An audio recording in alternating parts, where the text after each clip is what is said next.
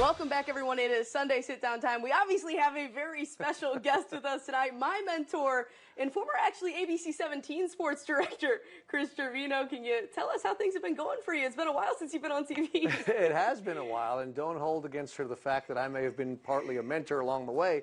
It's great to be back here. You know, it's been 22 years since I've been in this studio. It was late 1999 when I left ABC 17. But great memories as I walked back in the doorway, and so proud of you, and good to be here with you. And time flies. It's been a year since I've been on television, more than a year now. And I'm not too nervous, though. I'll make it through, I think.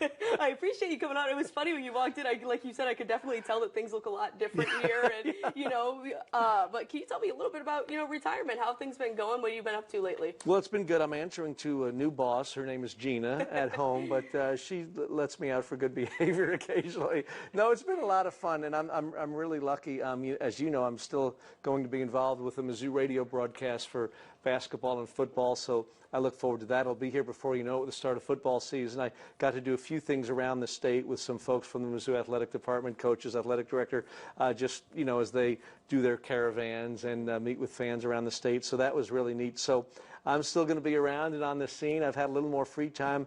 You might be ashamed of me because I go to sleep fairly early now, Natalie. Oh, you do now? I don't even stay up and see the whole 10 o'clock news. You don't get to watch your favorite show? Not night after night, no. But then I get up a lot earlier than I thought I'd ever get up. So it is funny how things can change and habits can change. But it's been great. I'm going to be doing enough, and people occasionally still ask me to come speak to their groups, so I'm not officially a has-been just yet.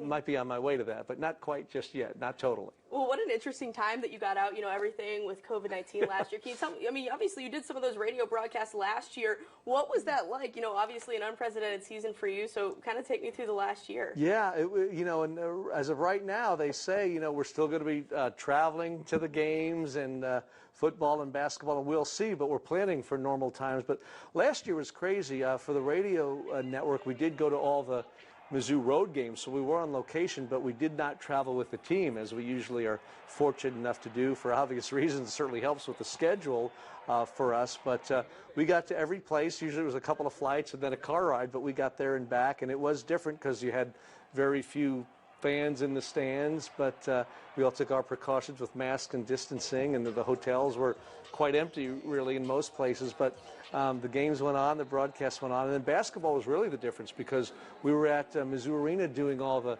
radio broadcasts at home, but on the road we did not go with the team, and we didn't go on our own. We did the road games from an office at the Hearn Center. Norm Stewart's former office, of all places. Spent a lot of time in there over the years with the former coach, but it worked out well. We would get sound piped in from the arena, say if Mizzou was at Georgia, from Stegman Coliseum, and we would get a TV feed to call the games. And we told people that on the air, that we're not there, we're broadcasting from the Hearn Center, but it worked out okay. So again, as of now, supposedly it's business as usual before COVID, but I'll believe that when I see it. We still got a few weeks, and who knows. Well, transitioning to football, we were talking about Eli Drinkwitz, what a personality he's been. I think that's really what people are drawn to these days. Ticket sales are up. Give me your impressions. Mm-hmm. You've seen, quite a few Mizzou football head coaches in your day. So tell me about Eli, your impression of his personality and what that's bringing. Well, he's sharp. And he's not bashful. I mean, he's really, he kind of took over SEC Media Days, didn't he? And good for him. I mean, helping Missouri get some publicity because, Missouri's not up there in terms of attention or expectations, frankly, with the Alabamas and the Georgias and Floridas, although Coach certainly wants to get them there above Georgia and Florida in the East. But, he's not bashful. I think he's really bright. I think he's really confident, and that's a good combination. And, I don't know about you, I didn't expect them to go 5-5 last season with an all-SEC schedule, so now hopes are even higher. And but I thought he had just some great lines, and about the possible expansion of the SEC with Oklahoma and Texas apparently coming over. Won't that be something? But he said I needed to check with the SEC commissioner to see if the horns down signal is okay, because they're going to start punishing other Big 12 teams in the Big 12. You can't do horns down.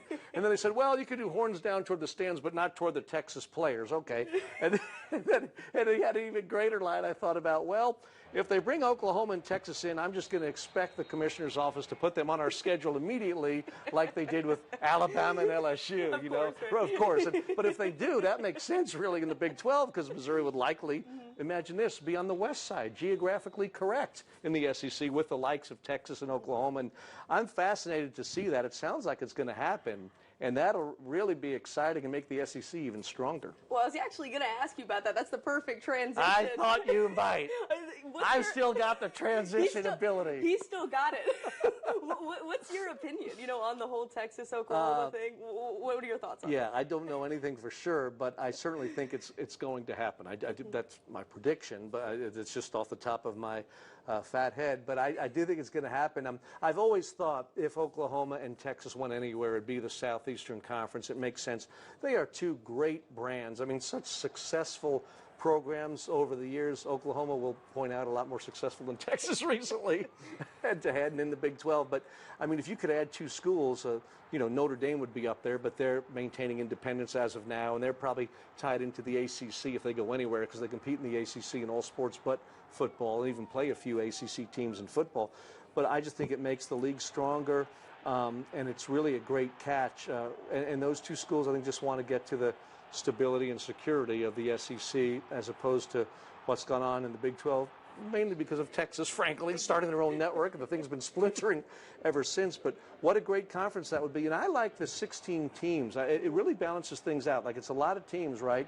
But 14 is an awkward number. If you go 16, now you have two divisions. Again, I think it'll be better balanced geographically to make sense that wise. But not to get too in the weeds, but they're talking about maybe 4 pods of 4 teams. And if you think of that, say you're Missouri in, for example, with Arkansas, Texas, Oklahoma, you play each of those 3 teams in your pod in football. That's 3 games. Then you play 2 teams from each of the other 3 pods, 6 more games. So you have 9 conference games, which is a step up. A lot of folks want that. And then, Natalie, you would play, after the first 2 years, the other 2 teams from the other 3 pods, right, for those other 6 games. So if you're following all this at home, that means 9 conference games. But then you play every other team in the conference. You never go more than 2 years without playing every other team in the conference. And you would host every team in the conference in football once every 4 years. What a novel idea. You're in the same conference. Now you go 12 years without a certain team coming to Columbia, or without Mizzou going to a certain team's stadium. I think fans are excited about this, especially when you look at Case Cook's comments. There's a lot of things stirring the pot here, but switching gears a little bit back to Mizzou, what are your expectations? Do you think there's a new standard for this season? Obviously you said 500, but when you look at the caliber of the season, that was pretty good.